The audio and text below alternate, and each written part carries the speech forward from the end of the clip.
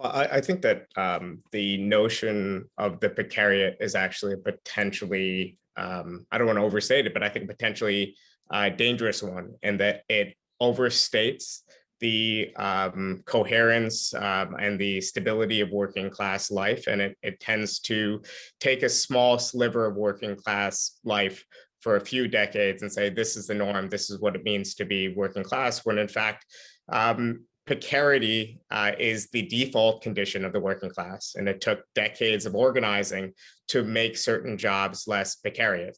So even in the US, one of our last bastions of traditional working class strength is our longshore workers. Now, it used to be that work was completely, you line up when there was a boat to unload, you line up at the docks, and a foreman comes out and says, you, and everyone else go home.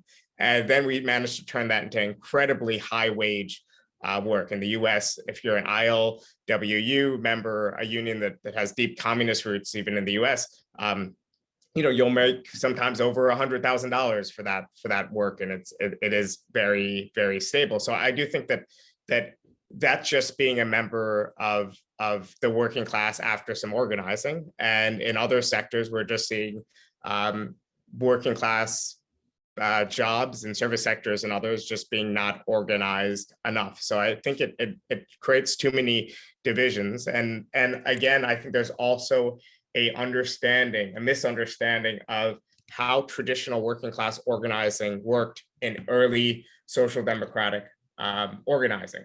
So with the exception of maybe the UK and laborism in the UK, in general, there was an understanding that to be a worker didn't just mean to be a member of the manual working class. I think there was more of that trend in the UK than otherwise. But if you go back and let's say, look at the debates in the German Social Democratic Party from 1891 to 1903, especially at the very beginning of the 20th century, these are all debates about how to broaden the working class coalition.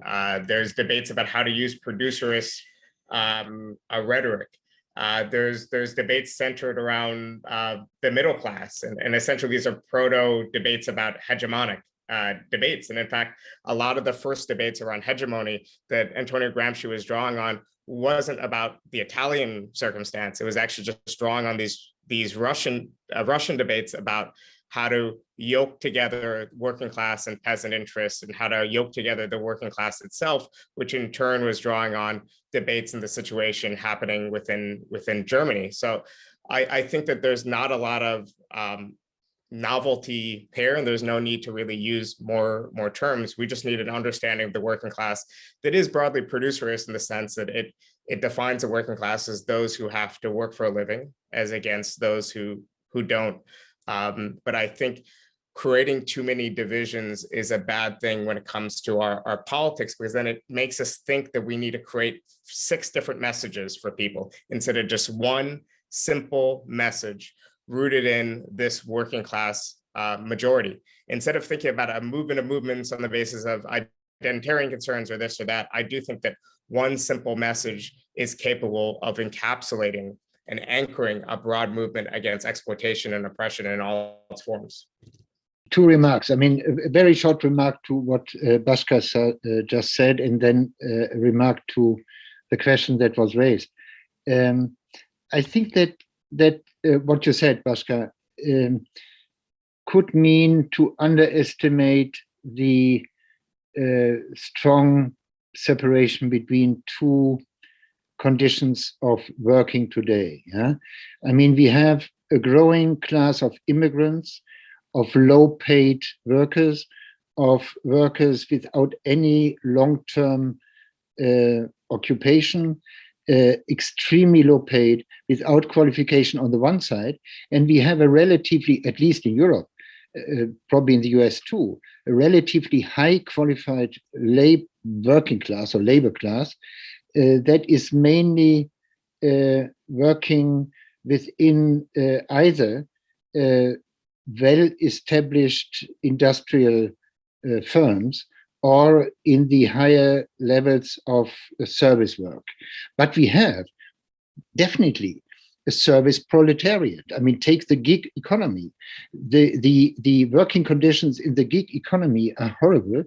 And I think it would be a little bit dangerous simply to unify these groups into one big class and to project into them a similar interest. Yeah, that even underestimates the problems for unions today, because they are in heavy difficulties to define for whom they are meant to be. I mean, whom are they representing? Yeah, are they representing the qualified working class still existing, or service class, or are they representing this precariat?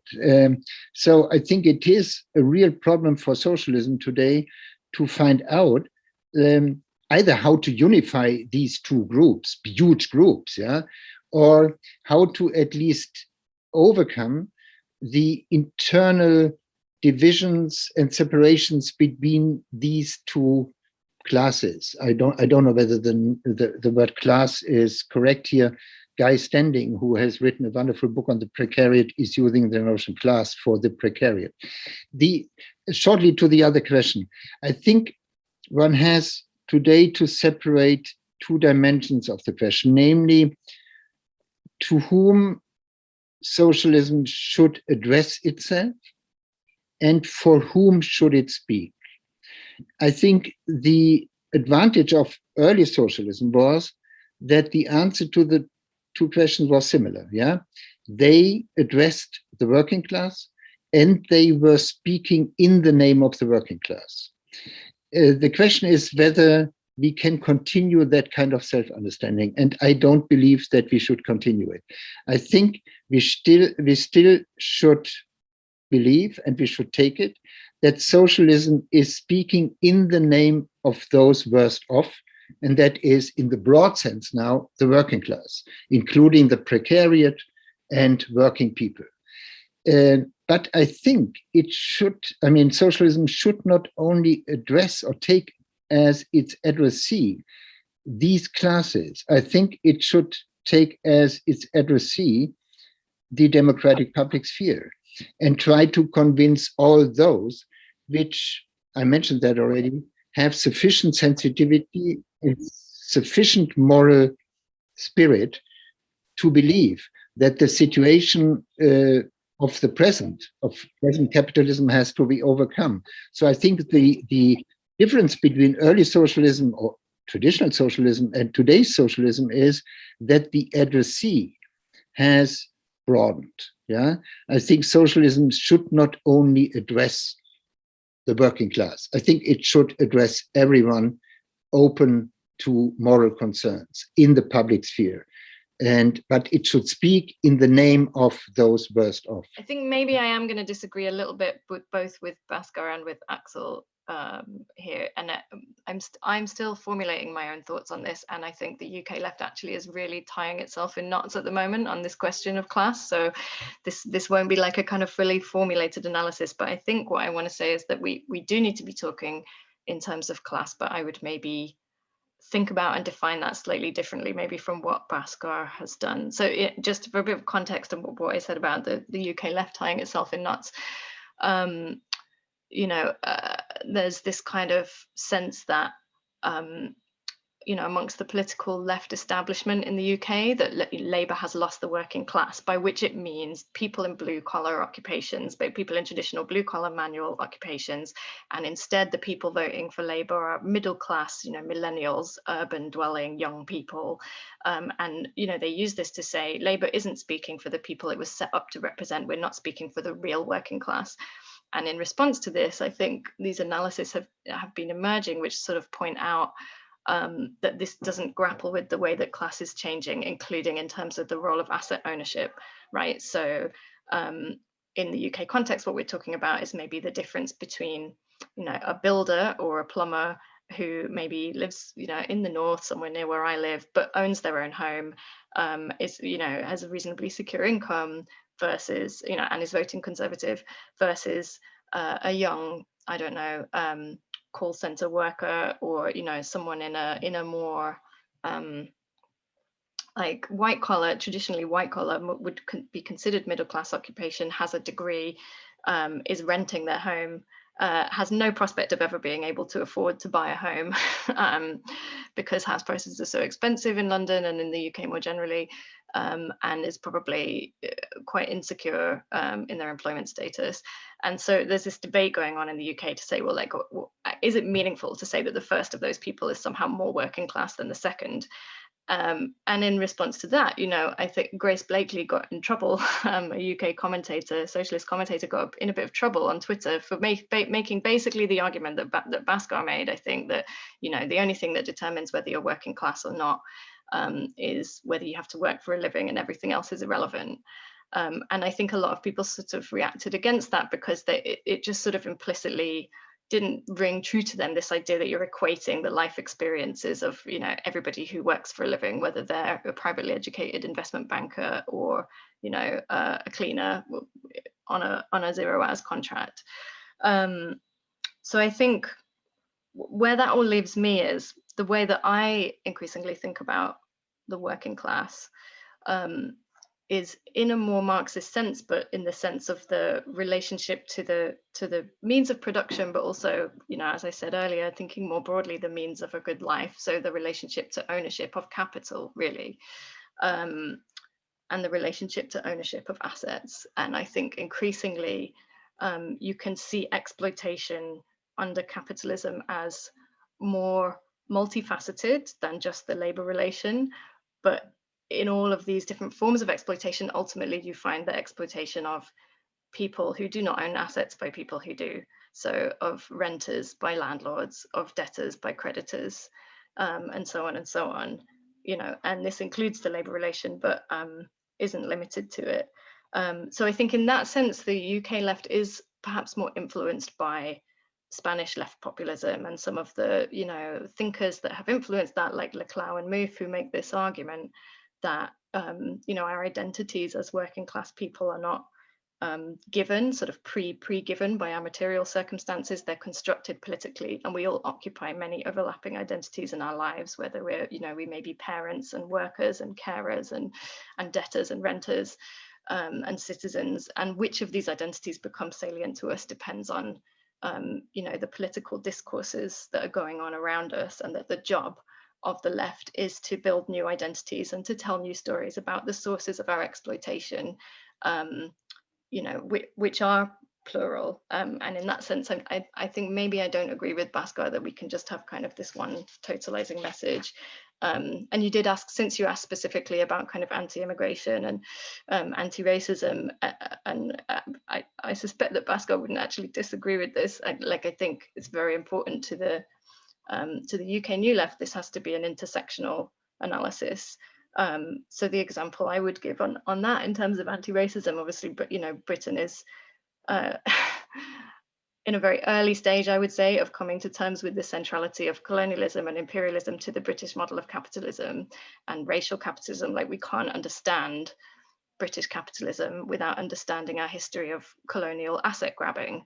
Right, so the Industrial Revolution was about labor exploitation, but it was also about the seizure of land and resources and people from other parts of the world. And the legacy of that today is vast wealth inequalities, both domestically and globally. So I would just argue on that, you know, if we say we're about democratizing the economy and we're not engaging with the fact that the median household wealth of Black African and Black Caribbean people in the UK is zero, literally £0, I found this out recently, then are we, you know, is that really a democratic economics? And similarly, if we say we're about democratizing the economy, but we're only looking at democratizing wealth within the UK as a nation state, and we're not engaging with the fact that companies headquartered in the UK, like mining companies or pharmaceutical companies, are extracting, you know, huge amounts of resources, ecological space, but also economic value from people of color in other parts of the world. Is that really a democratic economics? So I'm sorry that this is quite a ramble and maybe isn't as clear cut as either what Bhaskar or what Axel said, but that's because I think this is complicated, and I think it's something that the UK left is really grappling with and struggling with actually at the moment, how we should think about class in this age of both of kind of modern financialized rentierized capitalism, but also in a context where we're also committed to an intersectional politics of liberation that is about, that doesn't kind of this false binary between, oh, either we're going to talk about class or we're going to talk about so-called identity politics, and identity politics is somehow a distraction from talking about class. That it absolutely isn't. We need to understand the way that these different forms of oppression intersect.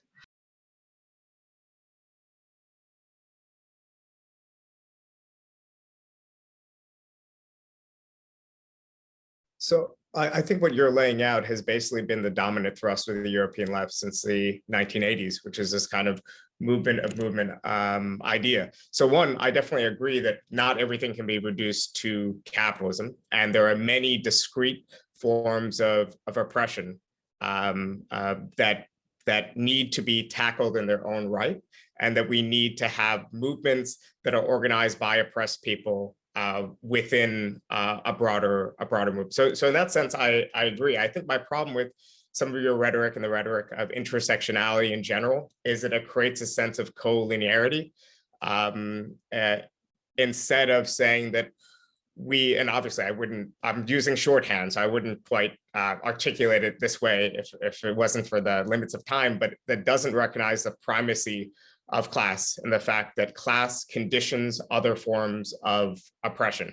So in that case, I'm not intersectional, I'm anti-intersectional, with hopefully not downplaying the need for struggles against oppression. I also think that sometimes we misunderstand what the history of organized socialist politics and the history of the organized working class movement has been, and that, of course, the creation of a working class itself what required an objective base of capitalism actually creating the working class, but it was mostly a subjective thing. The early workers' movement in Europe, for instance, was created by artisans, it was created by some intellectuals, it was created by people who weren't necessarily this industrial proletariat, but were able to spark the creation of political vehicles that then became the home of this class. And of course, it relied on a particular set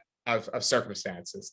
So the reason why I don't want to talk to Weber, by the way, about the creation of why there's no socialism in the US is because I think the materialist understanding of saying the US was an early industrializer and its working class already, because there was universal white male suffrage, already had partisan identifications is a much better explanation of why there's no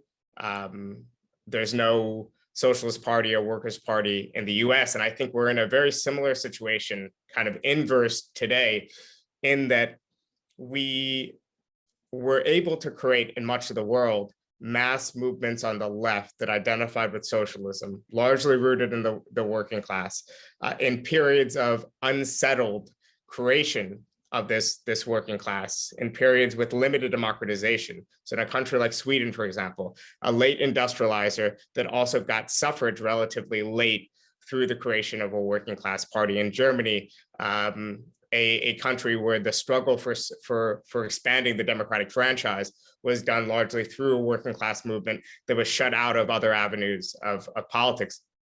So today, for example, I think it is going to be very complicated about how we create a new politics in a period where we're trying to take an existing fragmented, defeated, de-aligning, working class and attach it again to a politics. And there's no clear answers. I'm definitely fine with populist gambits at an electoral level to try to jumpstart things from above, like they tried in Spain and in Podemos. So even though I disagree with maybe some of the theories behind the effort, I'm in tactical agreement, if that makes sense. So I think often, yes, I'm very orthodox intellectually, but very flexible tactically, like any good opportunist. And the last thing I would say is that I do think it's important to create a narrative in which a broad working class gets to be the protagonist. So one, I disagree. I think the UK working class and I say this as someone with like a almost apolitical dislike of the UK, just because, you know, that's the one politics I got from my parents. My mom's from the Caribbean, was born a British subject. My dad was born in the late 1940s in India and whatever else. But I think that the working class in the UK didn't really benefit from colonialism, or at least actually, I think there was certain things about the colonial system that made UK industry, for example, more weak and inefficient than German industry in much of the 20th century. And I think in either case, if the UK was a place where capitalism first developed, that means it was a place where working class people were oppressed and exploited by capitalism the first. And I think telling people that they created the wealth, and I mean all people, both immigrants, and people born in places like England and Wales and Scotland, that they created the wealth and they've been exploited, and creating that common narrative is what we need to do, even if we might not be able to win over all those people. Our goal is obviously to win 100% of workers, but that's never going to happen. But if you create a rhetoric that says that you're a oppressor and you're talking to people who have been historically and continue to be oppressed and exploited by capitalism, it's a very bad way to create a coalition. And I think that obviously in the US, we have a slight advantage in that today there is widespread anti-racist sentiment among working class people in the US. Opinions on immigration are probably the most progressive they've been on record. If you look at polling about whether people think there should be more or less immigration or whatever else. So it's easier to craft this rhetoric. But fundamentally, you do not want to capitulate on your issue. So you don't want to say, we're going to pretend to be right-wingers on immigration, like the blue labor kind of people tend to do. But the goal is to make your issues salient. So I want an election in the US to be about jobs, to be about healthcare, to be about the economy, to be about the issues we could win on without capitulating on any of our program. I'm still basically an open borders, lefty on immigration. But the moment the election becomes about immigration, we're in trouble anyway. Or becomes about crime, we're in trouble. So it doesn't mean you capitulate to your program, because they'll never believe you anyway. So the capitulation will be self-defeating. Two remarks. First remark, on the question of class analysis. When I was referring to the separation between the precariat and the qualified working class, I wasn't attempting to make a class analysis. I think that is enormously difficult today, because if you think of service work, which has grown enormously and is overcoming even industrial work, so I think I'm not in the capacity to offer an analysis of class. What I think is necessary to distinguish living conditions, and that has not necessarily to do with the class position. I think with regard to living conditions, we have to make a distinction between these two huge groups, qualified labor, secured labor, with all the, relatively security that formal contracts are able to offer, and a precariat which is without any security of that kind, which you only can describe by the absence of many securities that are still available for another part of the working population. But that's only a short remark to the very difficult question of class analysis. I think I agree with Bhaskar. I don't know whether we agree on the content, but on the need for something, namely that socialism is in fact in need of a new narrative. And I think a new narrative, that's probably decisive. It needs a narrative that on the one side explains why there is still hope for progress. Why should people still believe that we can overcome capitalism or the kind of capitalist living conditions we are living in? And a narrative that, in difference to earlier narratives of socialism, does not attempt to unify different conflicts and struggles by referring to the economic structure or to capitalism. It needs to be a broader story. It needs to be a broader narrative that will be able to show that the overcoming of the different forms of domination, the different forms of oppression, can be managed if we have the right concept of socialism, that then will not be a concept of socialism that is reduced to reshaping the economic sphere, but establishing a new form of life, a new form of social life.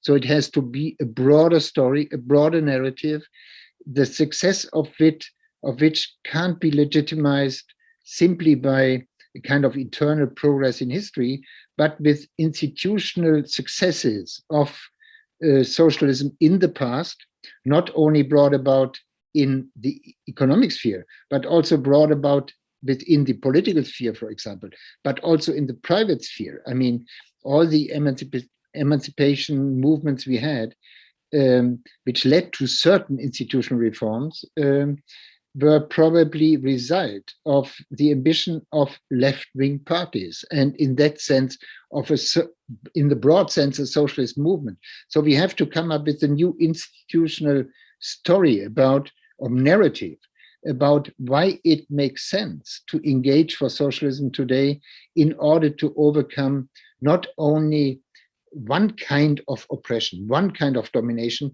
but the different forms of domination. And that is extremely difficult to establish.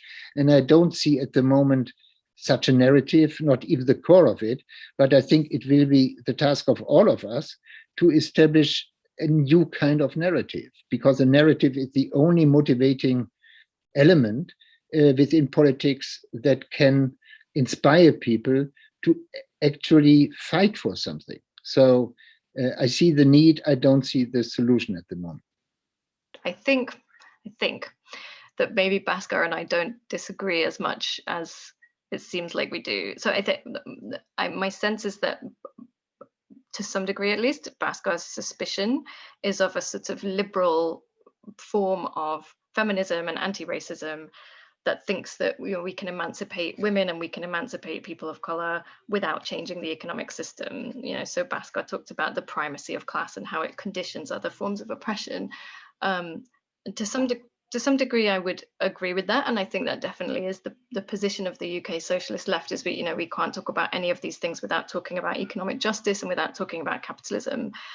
I guess the point I would make is that the converse of that is also true, right? That we just can't understand capitalism itself without understanding how it's predicated on these other forms of oppression. So we certainly can't understand British capitalism without understanding the history of colonialism and colonial expropriation. Gurminder Bambra is someone who's influenced my thinking a lot on this recently, a UK sociologist who's written a lot about this.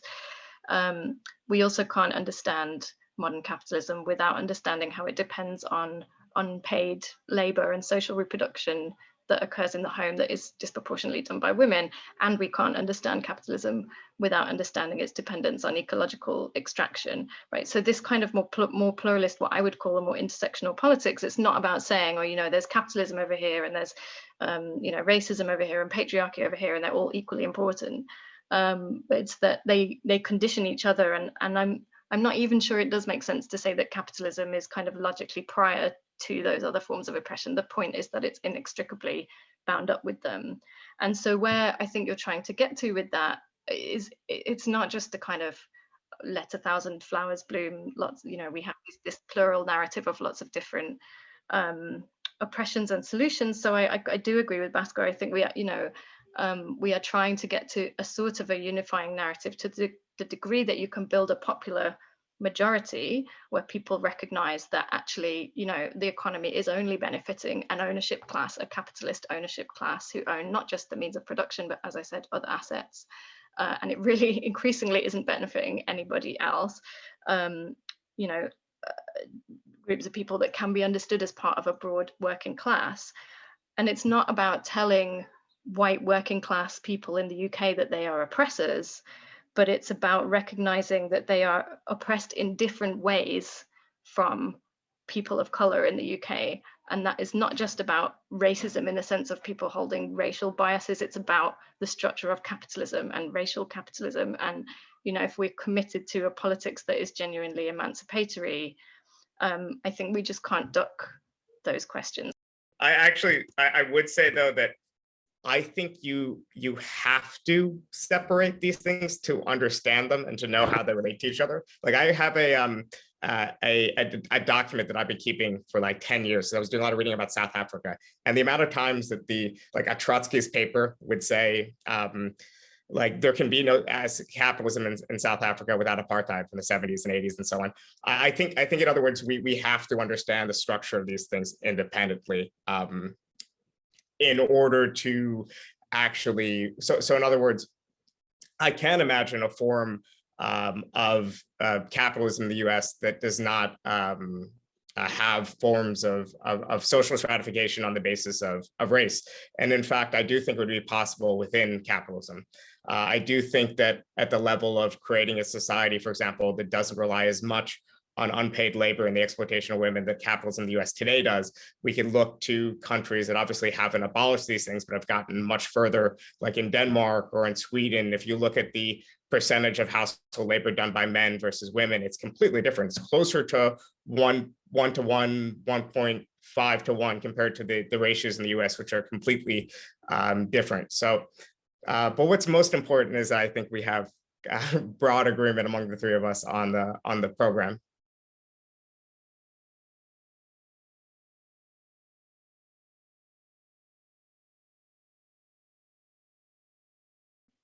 I'm not sure that I do agree that it's more realistic to try and achieve socialism from where we are now purely by focusing on the municipal scale than the nation state level.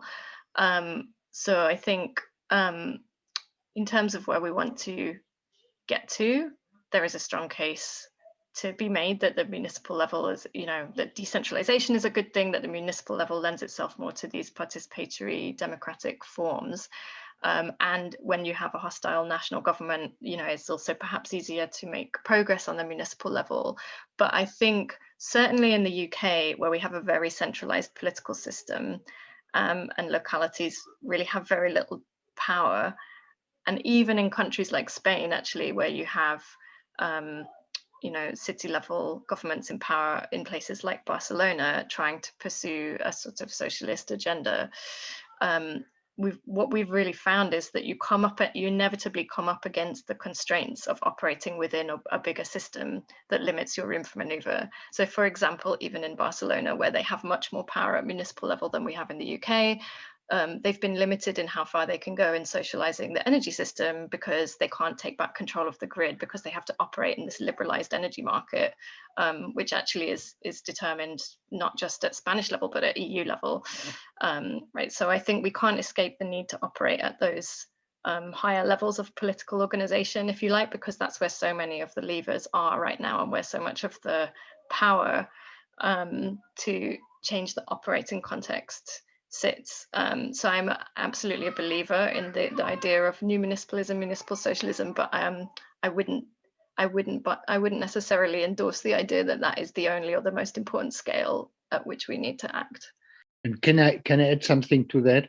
I mean, additionally, most of the problems cities are confronted with, politically, economically, socially, are not solvable on the municipal level. So to reduce ideas of socialism, or to have the idea of letting socialism grow by only cities, is underestimating the connection of many problems that can't be solved on the lower level, but has to be solved on even a supranational level.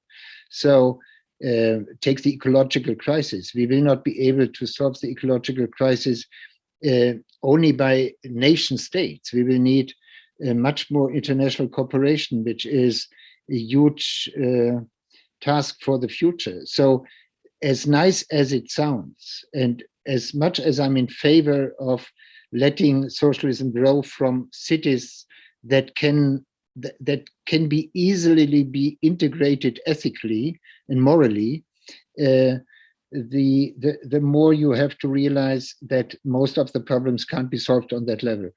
On municipalism, everything I wanted to say was said. The only thing I would just emphasize is that even something like Red Vienna itself was not meant to be a model. Red Vienna was a necessity based on where the Social Democrats could enact their program. Same thing in Italy with the Italian Communist Party, which had great governance at the city level in places like Bologna and elsewhere. This was a necessity because the Italian Communist Party was locked out of national power by the Cold War. In India today, in Kerala, it's a sea of competent left-wing administration in a country that's unfortunately moving more and more to right-wing Hindu nationalist communalism and just general decay. So in other words, I think there is room for us at the municipal level to run and govern well and prove ourselves that we give ourselves that legitimation at the local level that might really help us at the national level and the supranational level, rebuilding a movement. It's better than nothing. I also think that because you can't deficit spend the same way at the municipal level, you might be forced to administer austerity. And obviously the center-left coalitions in Berlin is a very good example of that. So it might completely backfire too. First, I'm a little bit undecided whether we should call the present economic political system of China state socialism or state capitalism. Yeah, I mean, there are forms of socialist ownership clearly in China, but you also have a lot of incentives from the party to establish markets on all levels. Probably not in housing, probably not in all areas, but in most of areas you have markets developing that are probably regulated, but in a way which is completely unclear to me. So first thing would be to say, I don't know whether we should call that system state socialism or state capitalism. And if it should count as a model for socialism, it is clearly not what I am aiming for, namely democratic socialism. So I think a socialism of the future will have success in the future only if it is democratically organized. And that means not only democratic participation in firms and in labor, but a democratic will formation, either on the level of the municipal, on the communal level, on the state level, and even on the supranational level. So without democracy, I think no system can have sufficient legitimacy. Why China today has that enormous legitimacy or confidence by the people in China is a completely different question. And I think that can be easily answered. I mean, China was extremely successful over the last 50 years in solving daring problems of the population. It overcame hunger. It overcame a lot of diseases, I mean, physical diseases. It overcame, it was able to overcome most basic crises in that area. So it was functionally one of the most effective systems in the 20th century. And I think that gives a lot of reason to people to have confidence in that system. But it also may be true that that population never was able to experience a democratic political regime. So it might be that the high confidence and legitimation by the people in China is partly due to the non-experience of democratic co-determination and democratic participation. That's not a sufficient answer. It's only first step to answering that difficult question.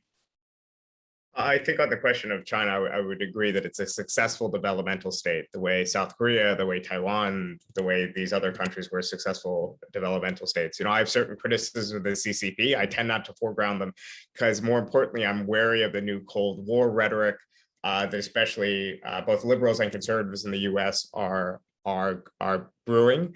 And I think it's important that Americans know that economic development isn't a zero-sum game, and we should applaud Chinese development and success. I think just yesterday or 2 days ago, malaria eradication was just certified in China. So as late as the 1940s, as late as the 50s and 60s, you have hundreds of thousands of people dying every single year for the and now there's completely no cases till 2017. What makes that even more impressive is that China borders several countries and it's very close to certain countries where malaria is still a major problem. But that being said, I don't think it's socialism. I don't think it's a viable pathway to socialism.